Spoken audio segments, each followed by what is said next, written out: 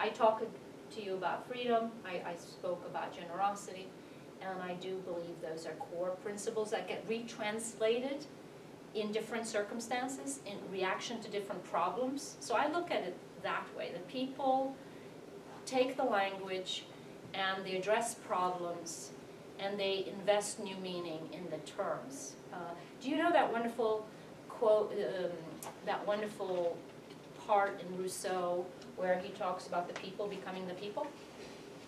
There's a section, you know, when he talks about actually the social contract and when people come together for that first social contract where they decide that, you know, individuals are coming out and they're going to become a people, and says, well, you know, the people become the people. And I mean, I don't think he's confused, or, you know, I think he's trying to say something by that. He's trying to create new meaning using old words, is what I'm trying to say. There's some kind of,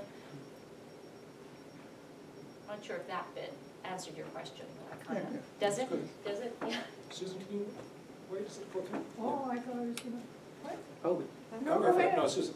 Go ahead. oh thanks for sharing.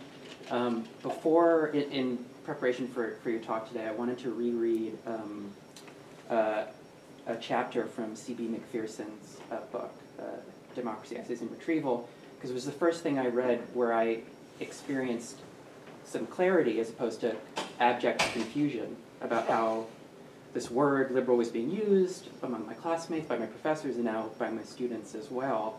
And he talks about kind of two, makes a distinction, right, between kind of two core moral arguments in favor of what we might call liberalization. One is that, you know, freedom is good because it is part of the project to, it helps us develop our powers and our capacities. And that strand in particular was something I felt that seemed to be emphasized in what you've shared so far. And the other being freedom is good because it allows for the maximization of utility. And it seems like, you know, utility being a more want-oriented good as opposed to powers, which has a kind of, which is more ends-oriented as opposed to means-oriented.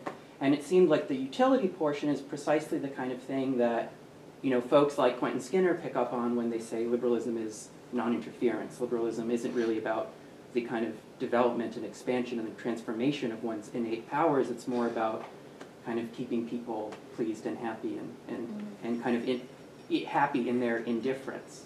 And I just brought that up because I'm wondering if that tension between a kind of more economistic way of thinking about liberal freedom and a more, I don't know what the, I guess like capacity-oriented or powers-oriented approach, to what extent that tension, do you still find that tension even now that you've kind of cleared some of the confusion about? Well, yeah, I don't think I've read, this is C.B. McPherson? Mm-hmm.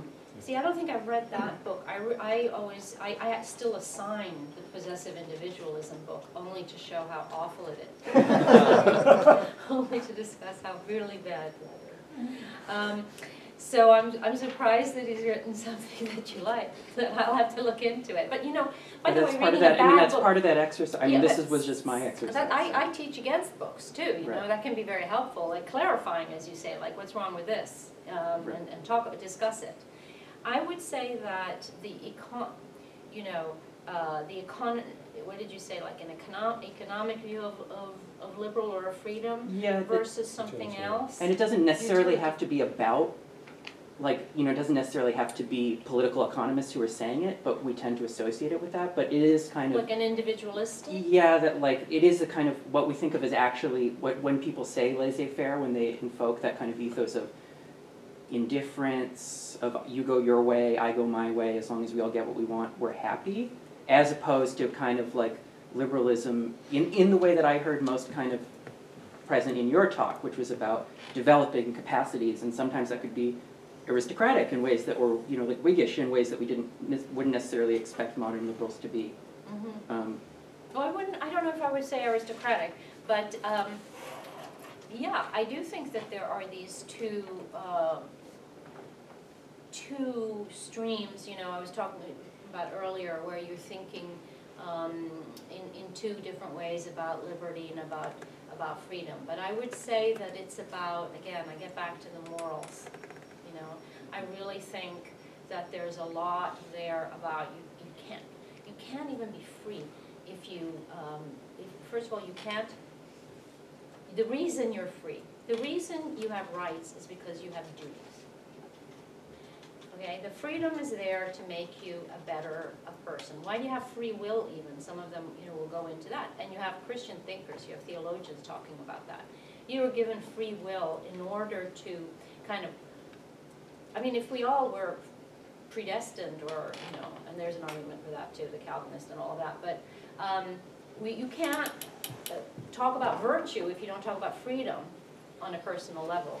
And so what we want to do is give capacity to people to be the people they're supposed to be better people. Now you have this guy, interesting thinker, T.H. Green, and he actually made that comment, like we have to help the poor because it's their duty to contribute to society, it's their duty to better themselves, and if they're like in an animal condition, if they are poor, they have no ability to raise themselves up, then they're not living up to their duty. We have to help them be able to be free and to be good on their own, by their own free will. I'm not sure I'm answering your question, but it's kind of the best I can do, I think. I'm not sure, I'm sure I didn't pose it perfectly, but you definitely answered something. Okay. And one other thing, a lot of them were actually anti-utilitarian.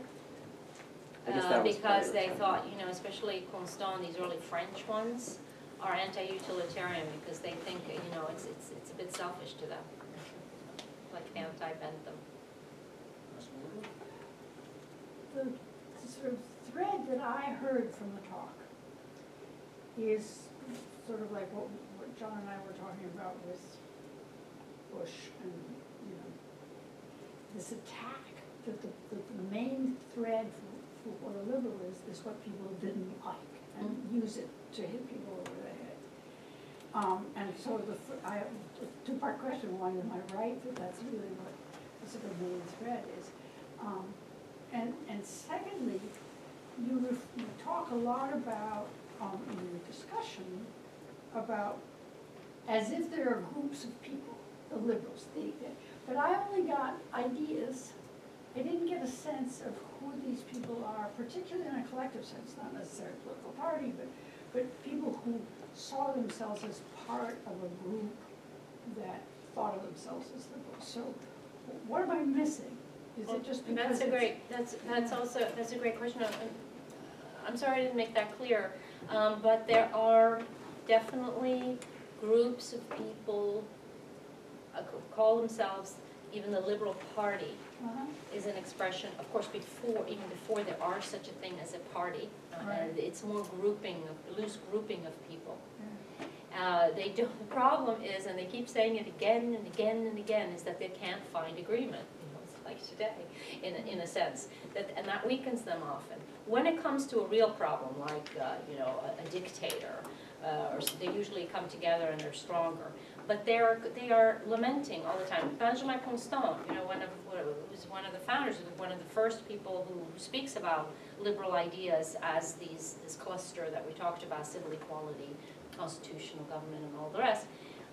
He spends his life going around trying to unite liberals and saying, look, this is what it means, get together, there's an election, learn your rights, go there, we need all of us to come together. And at the end of his life he says, I'm just really tired of repeating myself.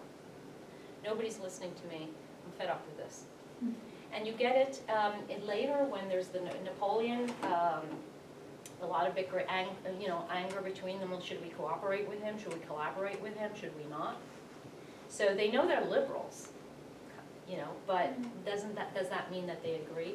Again, in the end, they also later, again with the second Napoleon III, you have, La Boulaye is an interesting guy. La Boulaye is the guy who was instrumental in giving the Statue of Liberty to America, and he was a great liberal, an admirer of. He calls himself liberal, and he writes texts about what is liberalism. I mean, you have this throughout. I should have said there's texts, there's treatises, there's articles in newspapers with titles like "What is Liberalism?" And they're arguing amongst themselves, what is it? So it is a group of people in that they know most of the times what they're up against, their main enemies, these people who are attacking them, Right. who want to go back. I mean, this is what I said, it's a fighting faith.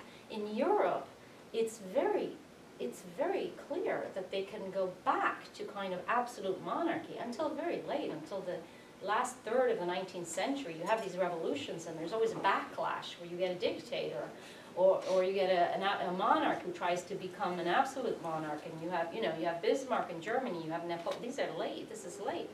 And you have, so they're fighting when they know that's the enemy, right? But you keep using the word they, and I don't have an image of who they are. I mean, I'm sorry to interrupt, but I'm saying, I mean, it sounds like there are a lot of thinkers who, like Constant, who are writing, but let's compare it with, for example, socialist ideas, which are pretty important in developing in the 19th century as well. That's a mobilizing ideology where people are going out and gathering together, and here are some beliefs, and it seems very different. But the liberals are doing that too. And Well, they're that's- writing tracts and they're going around trying to mobilize people and teach them how to vote. That when the 1830 revolution, the workers went out in the streets because the liberals basically encouraged them to. Again, in 1848, it's the liberals who encourage the workers and the masses to go out, and then they lose control, of course. Yeah. The more socialist workers want the right to work, they want workshops, they want government food, to control food prices, they want a whole bunch of stuff that the liberals are against. But they do. I'm not so sure that it's easy to identify the socialists either. I mean, there's a whole range. Well, maybe that's not a good comparison, but I still don't have a purchase on who these people are. Other than individual thinkers that you. Oh, there's a Liberal Party that comes together in England. It Yeah. comes together but not before 1859 or so. Before that, it's kind of loose groupings of people that start calling themselves liberal. They start calling themselves liberal earlier than that, but it's really in 1859 when Gladstone has this meeting in a club with a couple of other people, and they actually form the party. And but there's, again, okay, they call themselves liberals. It's the Liberal Party, but they're all over the place within. Yeah. I mean, they really are. Gladstone's second term also, he was called a socialist. So maybe it's because it isn't that clear always who they are. Is that very frustrating? Yes. So history is messy. You and then you, yes. Yes. Could you just identify yourself? I just Yes, don't know. Yanni Zilgakis. Okay. Thank you. We know each other. Yes, yes.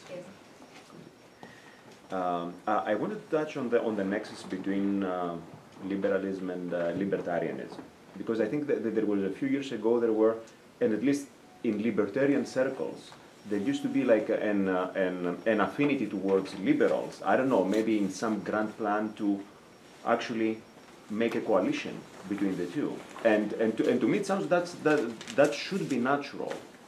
Like, so a libertarian coalition to me it sounds natural, but what would be the divergence and convergence? One thing I didn't discuss, and I don't know, what is your nationality? Greek. Greek. Because, you know, in most countries around the world, in Europe and many other countries, to be liberal, the liberal parties are free market, globalization, small government parties. Right. In America, it's big government, right? This is the colloquial, we say. It's intervention, it's safety net, it's stuff like that. That's what liberal means here. So, in the sense that, you know, libertarians would work well with, they sound like, European liberals sound more like libertarians, right? Libertarians here vote Republican, right? They don't vote Democrat. Not in the previous election. Sorry? Not in the previous election. They had their own candidate, actually. which got. Where are we talking about, in America? Yeah, in the 2016, there was a because libertarian. of Rand and all of these people? There was a libertarian candidate which got actually a substantial percentage of what would be Rand Paul, but they usually line up. I mean, when you have there a was debate, Johnson, a I think, Republican was the debate, guy. he's on the stage. Well, if those are the only choices you're given, but that's. The guy who wouldn't Yeah, know, well, exactly. who didn't know what a The Tea level Party was was. all about Yeah. trying to transform the Republican. Oh, absolutely, absolutely. Yeah. No, I agree. They're fighting to reform the party, but they would never stand on a platform with a Democrat. They wouldn't enter a debate. They wouldn't be on the stage debating with the Democrat. They get on the stage with the Republicans. But on the topic, for example, universal basic income, it seems that actually there are. You see, that there is Yes. a latent synergy there. There is, that's true. And back to the comment on George Bush, I think George Bush attacked the liberal label because that was convenient because of where the liberals were in the opposing party.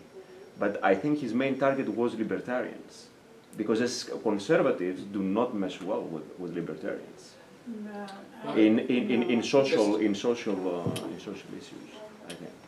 Yeah. But there's a question, I mean, I think that in the US, liberals, the term liberals has also been associated with, yes, government intervention, but government largesse in particular, and it got associated with by the Republicans. Yeah. It's not true. No, That's yeah. not what Democrats No, do. of course, but I mean, it was associated with irresponsibility, that, you would get help. But that's exactly this point about that, using it as a weapon against the opposing. Right, I'm just saying that that's how it got a bad odor. But would libertarianism be a more honest liberalism in practical ways with less government than actually trying to do state largesse, which actually can be counterproductive to the liberal idea? That's I'm speaking as a European now. Complicated. So more. Oh, I think he had his hand up first, Oh, though. okay. Go ahead. I'm Roy Sal. So what was intriguing me about what you're saying, having not read the book, I hope I'm not getting it wrong, was the way you related the bits of stories that actually we're all already familiar with. I mean, at least study history. Like we know Constant, we know these people call themselves liberals various times in the 19th century, and we also know, but we don't think about the fact that the word liberal has other meanings, especially in older books, associated with generosity and so on. And what was intriguing to me about the way you presented your talk, you seem to be touching on it, was that for some times in this history, the people who call themselves liberal, and then the people who are branded the name liberal, perhaps as a smear, perhaps sarcastically, right, are still conscious of making that further leap, that further association, right?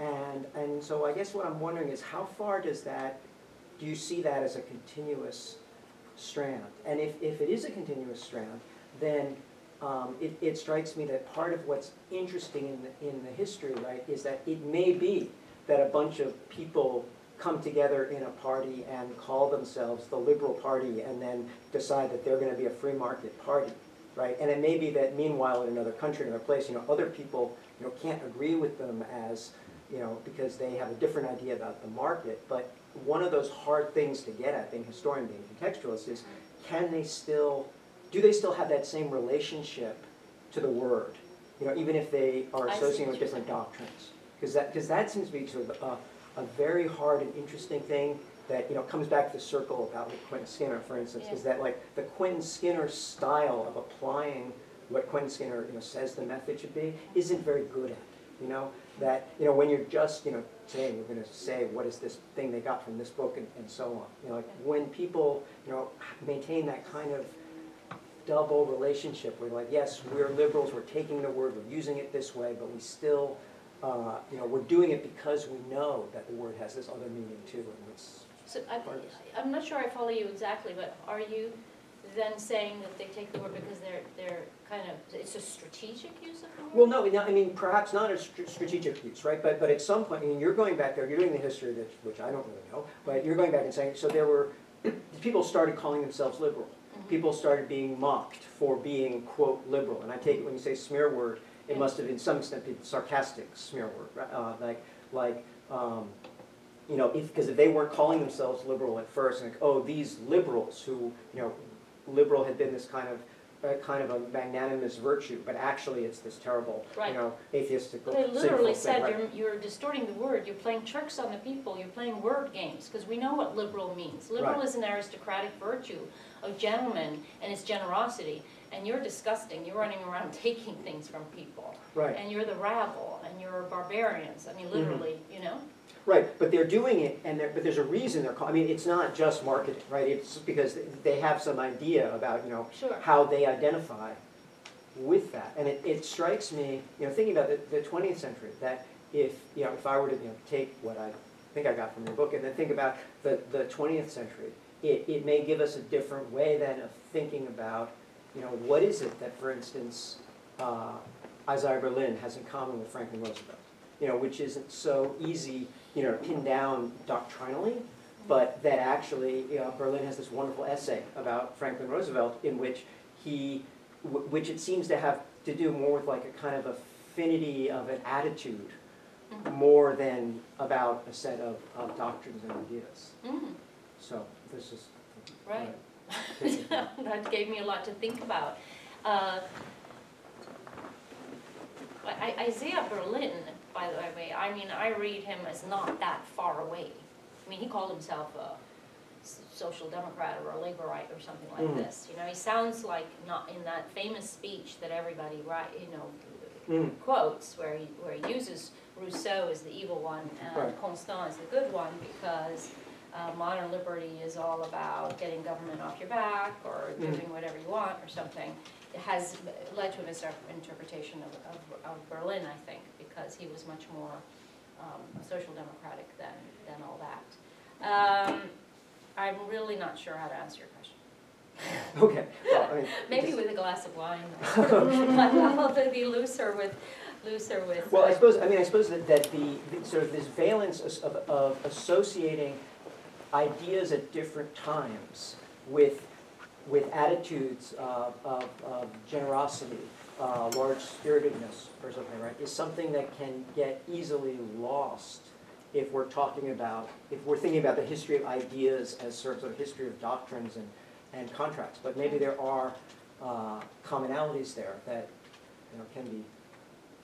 So people can subscribe to different policies and say that they are both sides of saying it's about generosity? Well, I mean, this is a question. So when you say these 19th century liberals who couldn't agree on what liberalism meant, right? Because some of them were supporting this thing. You know, could they at least recognize one another as liberals? Oh, yeah. And then, you know, where was that because they had a common relationship to the word, even if they took it to mean different things, or a common relationship to the history of the word, perhaps. I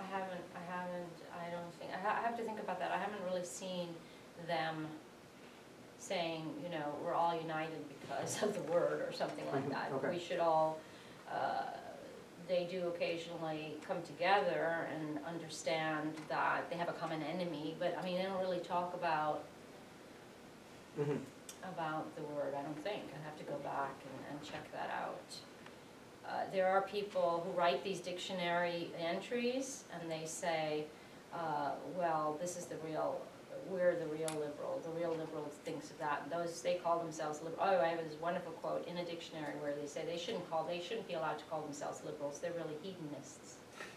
The ones who are for free markets and who say it's all about self-interest and let it go. They should not be allowed to call themselves liberals. So in a way, I think that answers your question. I suppose that they just recognize there are different ways of being liberal. And they fight over the word. Maybe that's what it is. They fight over the word. You have to be careful about praising gentlemen's clubs these days. Sorry. I think the last question. Are there any Was gentlemen any left? other questions, or were you the last question? I mean, did anyone else have their hand up? No, you're Okay, last. I know we're almost out of time, so I'll try to make it quick. I had so many questions I wanted to ask, my head's about to explode, so I think that's a testament to the important complicated tensions and revealing things that your book deals with.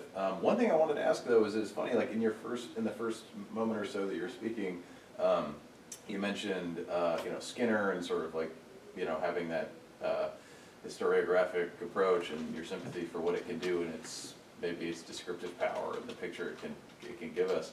But then it's funny because you also mentioned Pierre Menand in the same context, and so I just kind of got to wondering, and I hope I can even formulate this question in a way that makes sense, although I'm really tempted to ask about the Hearts thing, because I think there's a really messy picture we should talk about with some American political development work that deals with the Hearts thesis, but related to it, and the main thing is, I wonder, how is it, do you kind of see your own project, at least in this book, maybe as an intellectual historian generally, as a kind of an effective or a nuanced but still intelligible middle ground between the historiography that I guess you took earlier in your career from the Skinnerites or whatever, the Cambridge School, and then I don't know if I haven't read enough Menand to really categorize him, but I did read his remarkably brief intellectual history of liberalism, and I wonder if there's if you see yourself somewhere on that spectrum, because I know Menand, I don't know if he probably didn't study with Strauss, but he's definitely... He's Straussian. Yeah, as is... He's Catholic. Right, as are some of the critics, biggest critics, I think, of Skinner and of the Cambridge School, like Nathan Tarkov and other people from Chicago, whatever. So I just wonder, like, where you kind of see that those fundamental epistemological questions or dilemmas as like the intellectual historian has to face about, well, is the historicism so, like real, manifest, that we cannot understand? I doubt that you're sympathetic to that, but I just wonder where you sort of see yourself as tracing the continuity in the ideas, the continuity throughout them over time, but also being able to, render these things intelligible. Because that to me seems a pressing thing that we don't often think about. And anyway, that's, yeah. Well, I have very little in common with Menand. Right, I mean, he's a very bright guy, and it's always interesting to read what he has to say, but, I think it's I don't know, he just decides at the beginning that liberalism is about an attack on the church, it's an attack on Christianity, right. Which is a classic, this is all over the book at every turn. It's the church, the Catholic Church saying this. And the other thing he talks about is that they want to lower, they want to, what is it, lower, they're not interested in politics, lower kind of find the term for that, our sights basically, make us more, so it's a tragic thing. Liberalism is a tragic thing. Solid below ground. Below ground, no beauty to political participation. There's this whole also discourse about how liberalism is depoliticizing, so he'll say that too. Liberals care only about material things, about and choices, but they don't care about being citizens and contributing to the common good. Well, I think I show that that's simply not true. Right. Now you might wonder, like, I take you also asking the question, like, where do the great thinkers, those guys I still think are worth reading, where do they find a place in my story? I guess more like, maybe it's a methodological question, but how did you speak to the richness of the continuities in the traditions as well as the ambivalence and the speaking, how did you sort out the speaking past each other to really get to some of those core assumptions if you have both ends of those spectrum? I do think I found a core. I was first, let me see if I can answer you this way. I was first, for the first couple of years, because it took me a long time to do. A couple of years, I was really worried that this was going to become a word history only. And what I mean by that, that I was just going to take like dictionaries, because you can play it that way too, and you can just see, oh, it means that there, and that this is a critic, and you can see critics and defenders saying, no, liberalism is terrible, it's Satan worship. Oh no, liberalism is, what God wants us to be liberals. I mean, you see this, and so you could just write a book where you just trace that, and then you just, like, where does that take you in terms of real ideas and in terms of this trajectory? So when I thought, and I kept thinking, I hope I'm not slipping into that. And I don't think I did. And the reason is if you really read them closely and you really know the context, you start to say that they really are talking about the same thing. You know, so they are talking about civil equality. And there's some people who think that civil equality is really, really bad. I mean, the early liberals are talking about that. Afterwards, it's kind of a done deal. I mean, everybody's accepted it at a certain point. All liberals have in any case, and most conservatives, like in England, there's not that problem, right? But they do agree on certain principles, the critics and the liberals. Right. So that there are some core principles, and they keep getting kind of repeated in a different context. Totally. So that you get, when you get to somebody like T.H. Green or Hobhouse and Hobson in England, you are now talking about, and FDR says it later, like somebody who is starving is not free. We have to give people the opportunity. We have to give people opportunities, equal opportunities. That's late. They don't say that in the early 19th century. At a certain point, they start saying that's what it's about. An equal, now we talk about an equal playing field. But it is about justice. It is about a certain kind of equality from the very beginning. Am I answering you? I mean, you're definitely helping me fill in the picture, but it's a long, complicated, confusing story. But I do think that you're right. You probably, at least it seems like in this book, are able to get at some of those core constituent features, which... I was happy with that two things about the book review. I mean, I was thrilled to be reviewed at all. But there was one thing I didn't like, and there was a couple of things I did like. One thing was, well, he said it was enlightening, which was very nice. And the other thing was that he said it's not just, this is not just a word history. It's a conceptual history. Really, it's a lot more than word history. I say that it's a word history, and I think in my talk today, I said that I did it to remain honest. Like I followed the word, but not to reduce it to just a word history. That were just, you know, there are concepts there. Yeah, I saw that in the review too. I thought that was striking. I thought, oh, okay, well, that's encouraging. Like when I read the review. Right. Yeah. But then at the very end, he says something like, "Unfortunately, she doesn't talk about today." I think there's enough books on Trump. You know, and they're flashing them, but they're horribly, you know, they're good, whatever. It's good to talk about it, but this is, whatever. I'm really tired of Trump. Thank you. I think you've redeemed an important strand in liberalism that people have forgotten about, and you have found it for us. And I thank you for writing the book and for presenting important parts of it today and entertaining our ignorant questions. You're all welcome to delicious food and drink in the back, right? Okay. Yeah. High quality GC. Wait a second, everybody. I'm so sorry to interrupt you, but please, if anybody here is interested, and you know the poster's up all over the place, but if you want, you know, I cut these little things out with the website because you can go have a look. And you have to register. It's free, but you do need to register. There's no tickets involved, but we just like to keep track of the numbers. So have a look. I mean, we have a great lineup of people. A fantastic area. And Krugman is there in the evening, but in the morning we have, you know, Sam Moyne, Ira Nelson, James